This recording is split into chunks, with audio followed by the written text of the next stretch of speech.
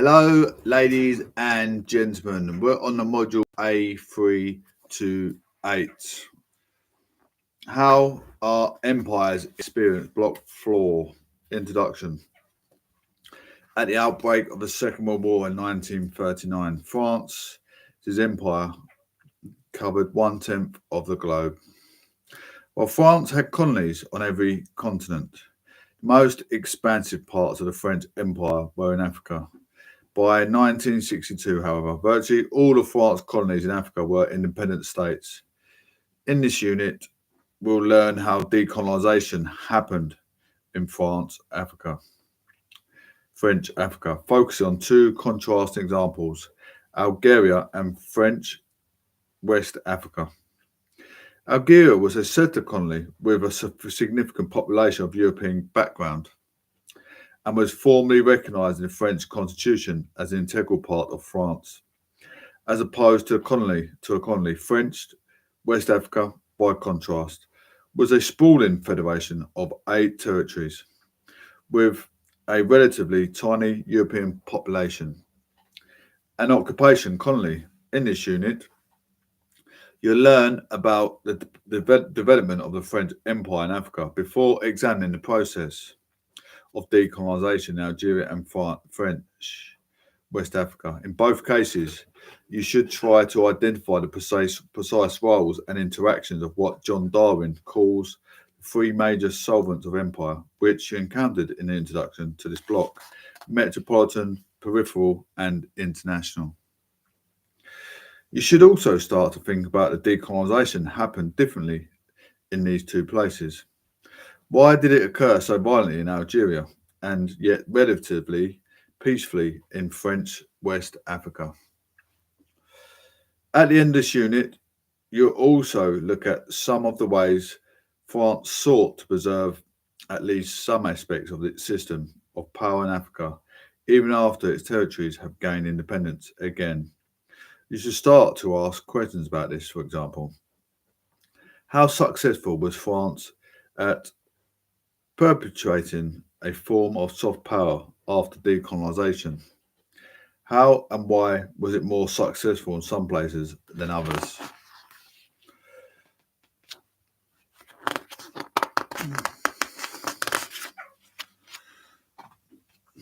The end of the empire in Algeria. You learned about the development of the French Empire in Africa from its beginnings to the period just after the Second World War. In this section, we'll explore the process of decolonisation in Algeria, the beginning of the Algerian conflict. On the 1st of November 1954, attacks were carried out across Algeria, killing 10 people. A newly formed organisation, the National Liberation Front, Front de Liberation Nationale, or FLN, claimed responsibility for attacks and issued a declaration setting out its aims. This marked the beginning of the Algerian War of Independence. Tensions in Algeria had been building for some time. As you saw, an uprising in Sétif was brutally quashed by French forces in 1945. Algerian nationalism has its roots in the interwar period, with influential Algerian nationalist groups were founded by Messali Hadj and Ferhat Abbas, respectively.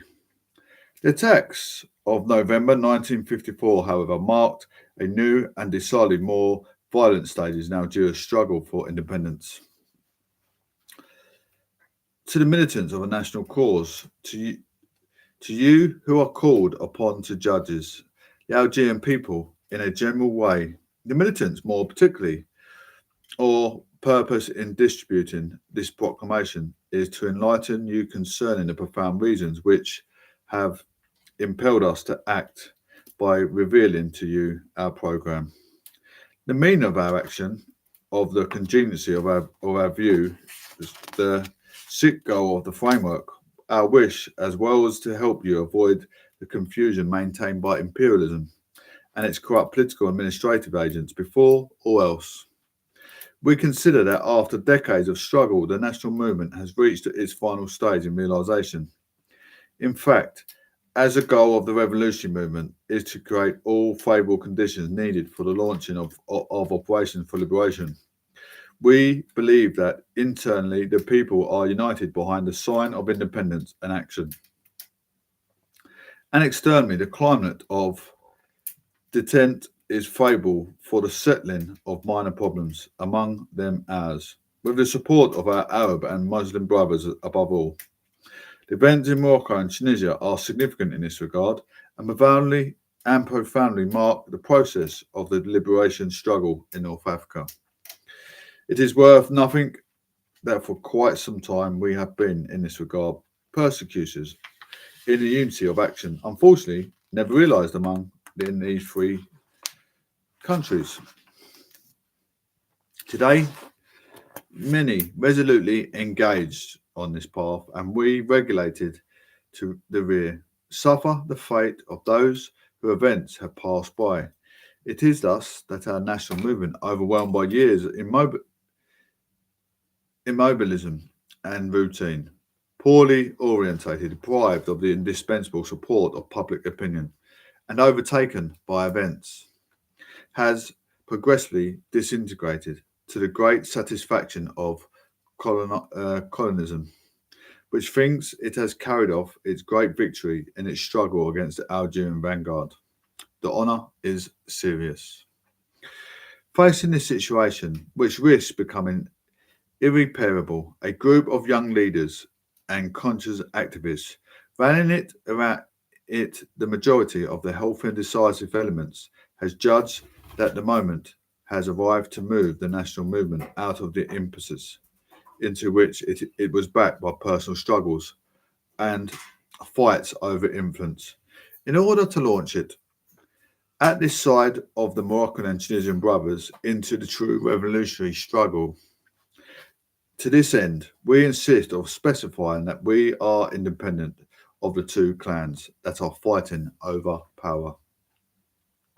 Placing national interest above all petty and erroneous considerations of personality and prestige, in conformity with revolutionary principles, our action is directly solely against colonialism, our only blind and obstinate enemy, which has always refused to grant the least freedom by peaceful means. These are, we think, sufficient reasons for a movement of renewal to present itself under the name of National Liberation Front, realising itself in this way from all possible compromises and offering the possibility of all Algerian patriots of all social classes, of all the purely Algerian parties and movements, to interrogate themselves into the struggle for liberation without any other consideration. In summary, we spread out below the major elements of our political programme. Goal: national independence by the restoration of the sovereign, democratic and social Algerian state within the framework of Islamic principles, respect of all fundamental liberties without distinction of race or religion. Internal objectives. Political reform by return of the national revolution movement is to its true path, and by the wiping out of the vestiges of corruption and reformism, the causes of our current regression, the gathering together and organisation of all the healthy energies of the Algerian people for the liquidation of the colonial system. External objectives. Internalisation of the Algerian problem, the realisation of North African unity within its natural Arabo-Islamic framework. Within the framework of the UN Charter, the affirmation of our active sympathy with regard to all nations who support our operations for liberation. Means of struggle, in conformity with revolutionary principles and taking into account the internal and external situations, the continuation of the struggle by all possible means until the realisation of our goal.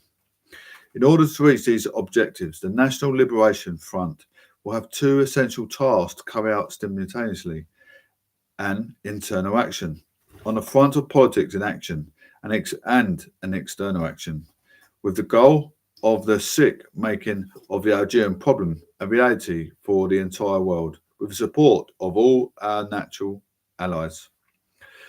This is a heavy task which necessitates the mobilisation of all national energy and resources. It is true that the struggle will be long, but the result is certain. In the last place, in order to avoid all false interpretations and subterfuges, in order to prove our real desire for peace, to limit the number of human lives lost and the amount of blood spilled, we purpose to French authorities an humble platform of discussion.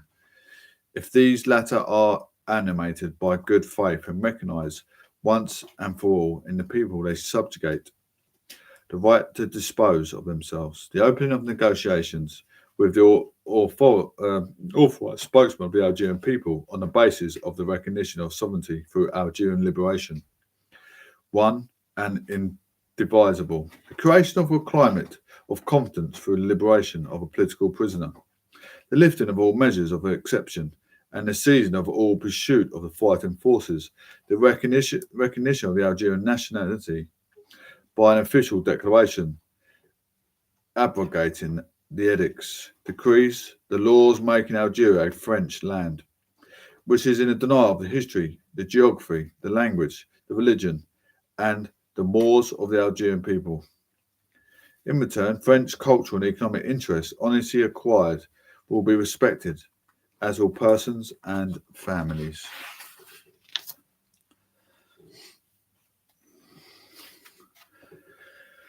All Frenchmen wishing to remain in Algeria will have the choice between their nationality of origin, in which case they will be considered foreigners, vis-a-vis the laws in place, or they will opt for Algerian nationality, in which case they will be considered as such in rights and obligations. Bonds between France and Algeria will be defined and will be the object of an agreement between the two powers on the basis of equality and mutual respect. Algerian, we invite you to think over our above charter. Your obligation is to join with it in order to save our country and restore it to its freedom. The National Liberation Front is your front. Its victory is yours. As for us, resolved to pursue the struggle, sure of your anti-imperialist sentiments, we give the best of ourselves to the fatherland. The Secretariat at the stage of FLN was a largely unknown organisation. Algerian nationalism was then divided into two rival groups, led by Moussali Hadj and Ferhat Abbas, respectively. The FLN was dismissive of both, hence their characterisation in the primary source above of the Algerian nationalism as being overwhelmed by years of immobilism and poorly orientated in their proclamation. The FLN was not only challenging French rule, but also vying to establish itself as a pre-eminent nationalist group in Algeria. 1947, the French authorities had established an Algerian assembly with limited powers in an attempt to address some of the demands of Algerian nationalist leaders. The assembly was composed of two houses.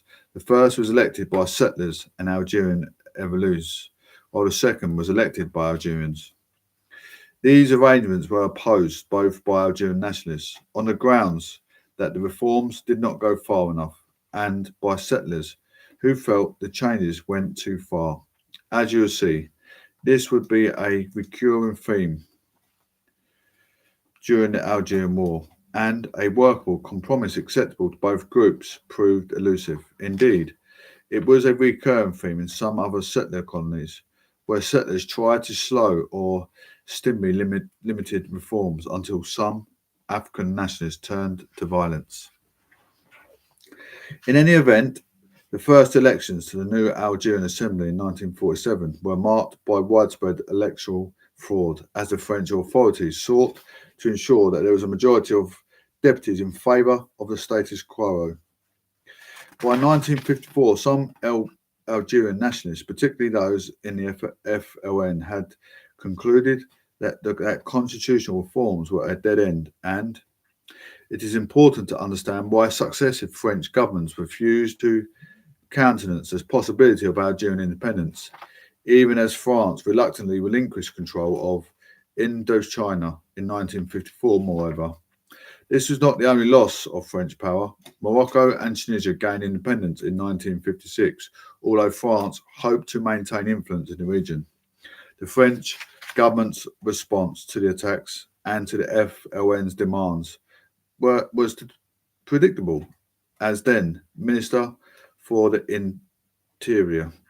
Francis Mitterrand declared in November 1954 Algeria is France. Algeria's departments are departments of the French Republic. These constitutional arrangements made it difficult for the French leaders to emphasise independence for Algeria, as it was considered to be an integral part of France itself. This understanding of Algeria as a core part of France was widely shared by parties across the political spectrum, at least in 1954. The situation in Algeria was further complicated by a large population of European background. Writer Albert Camus and fashion designer Yves Saint Laurent are notable examples from this group, known as the Pieds Noirs, literally black feet, after the black leather boots worn by European settlers. These European residents of Algeria numbered well over 1 million in 1950s, about 1/8 of total population.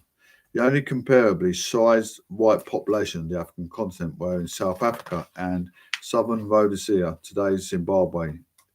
In the former, apartheid was constructed from 1948 to entrench the rule of white minority. In the latter, white settlers declared unilateral independence from Britain in 1965 rather than accept increasing African predominance. While many Pieds Noirs were of Spanish or Italian origin, they had French citizenship in short. Algeria was a settler colony, yet, unlike the example of Australia encountered in Unit 13, its settlers were a minority overall. This minority was, however, vocal and influential on policymakers in the metropole and determined to remain part of France. This conception of Algeria as an integral part of France was clearly at odds with the vision of the FLN. For Algerian nationalists, Algeria was a distinct nation entitled to self-determination and independence, like the growing number of countries gaining sovereignty in Asia and Africa in this period. The Berbers were the main indigenous group in Algeria since Algeria's incorporation into the unmade caliphate in the 17th and 18th centuries. Arabic had been the most prevalent language in Algeria, although Berber languages were spoken by a sizable minority, particularly in the south of the country. Throughout the period of the French rule, most Algerians were Muslim, and the French colonial authorities tended to use the term Muslims to denote indigenous Algerians in general. As with elsewhere in the French Empire, colonial subjects could gain French citizenship through assimilation, becoming evolus in practice. Only a tiny number of individuals choose this path. In 50-year period from 1965 to 1915, fewer than 2,400 Algerian Muslims become naturalized French citizens. By contrast, Algeria's considerable Jewish population was granted French citizenship in 1870 and were generally classed as Europeans, although anti-Semitism was prevalent among Pied Noirs. The extension of education in Algeria under French rule was also limited, and the French authorities closed several Arabic language schools, even designating Arabic a foreign language in 1935. By the time the Algerian War broke out in 1954, 86% of men and 95% of women were illiterate. 2.3 The Algerian War. From the launch of the FLN's campaign in November 1954, the number of French troops in Algeria rose consistently. While there were roughly 50,000 troops in Algeria in late 1954, by the mid 1954, that number had doubled to 100,000. Alexandra Kyoga 2003. 1 year later, in the summer of 1956, the number of French troops in Algeria had swelled to nearly 400,000. In the summer of 1955, the French authorities declared a state of emergency, covering the entirety of Algeria, which gave them powers to impose curfews, detain and intern individuals, as well as greater censorship of the press. Such methods proved to be a double-edged sword, however. While it gave the general government and Algiers greater powers to encounter the FLN, these measures antagonised ordinary Algerians. To address the latter issue and to win the hearts and minds of Algerians, the French authorities tried to demonstrate that Algerians would be better off under French rule. A range of reforms aimed at tackling poverty, improving education, increasing the number of major public works projects, which would also create employment for Algerians, was introduced from 1955. This remained a central aspect of France's efforts to maintain rule in Algeria. 1956, the Algerian War took a more violent turn. The FLN had previously stuck to target assassination, for example, of French police officers and attack on strategic or symbolic targets such as railways. From September 1956, however, the FON opened a campaign of urban terrorism, targeting civilians of European background. Bombs were detonated in cafes and other areas frequented by the Pied Noirs. Yet this change in approach by the FLN was in part a response to the increasingly effective counter-revolutionary warfare being waged by the French military in rural areas, which led the FON to focus on urban Algiers. It was also in part as a response to increase in violent attacks by the Pied Noirs on Algerians in Algiers. In August 1956, Pied Noir hardliners had planted a 30-kilogram bomb in Algerian neighbourhood in Algiers, killing at least 15. In response to the wave of attacks on civilians, the Governor-General in Algeria tasked General Jacques Massou with breaking the FLN in Algiers, using any means necessary. Historian Raphael Branch had shown that the use of torture and extrajudicial killings by the French forces in Algeria became widespread. Branch has demonstrated that torture became an integral part of the French strategy, used, for instance, to extract information from detainees. Thousands of Algerians taken into custody by the French authorities disappeared. Thousands more, subjected or sympathising with the FNN, were detained in camps. By the end of 1957, using such controversial measures, the French authorities had succeeded in effectively eliminating the FLN in Algiers and bringing its bombing campaign to an end. While these methods had secured a military victory in short term, they precipitated significant criticism not only in Algeria but increasing within metropolitan France. France's compulsory military service meant that many of the hundreds of thousands of soldiers stationed in Algeria were conscripts, leading some to fear that these young Frenchmen were being corrupted in the rural areas of Algeria. Meanwhile, the French authorities sought to undermine the FLN's widespread support networks from the mid-1950s. The French forcibly uprooted entire families and villages and moved them into regrouping camps under the army surveillance. By the end of the Algerian War, roughly one-third of the rural populations, or 2,350,000 people, had been regrouped. While such measures did significantly limit the material support that the FLN could draw upon in rural areas, it was a public relations disaster for France, particularly when details of the shockingly unsanitary conditions of the camps were made public. The role of women in the Algerian War. Although the leaders of the FLN and the French government were all men, women played a crucial role in the Algerian War. The Muhajirat women who struggled, rural women who joined the FLN, generally consisted of young men, young unmarried women who left home to join the guerrilla groups. Urban women involved in the FLN, known as a Vidiat, self-sacrifices, carried out parliamentary activities in Algerian cities. The best known activities of the Vidiat took place during the Battle of Algiers, with dozens of women planted bombs. Indeed, it was thought that women aroused less suspicion than men and were therefore especially successful at planting bombs in areas frequented by settlers. Women also helped win international support for the FLN's cause. The Jamala Bupashi was one notable example. After planting bombs in Algiers, she was arrested by French authorities. In custody, she was subjected to torture and rape and forced to sign a confession, after which she was sentenced to the death. Her cause was taken up by intellectuals in France, including Simone de Beauvoir, and she gained further sympathy from the French public after Pablo Picasso produced a portrait of her. Bupasha's death sentence was commuted, and she was eventually freed from prison.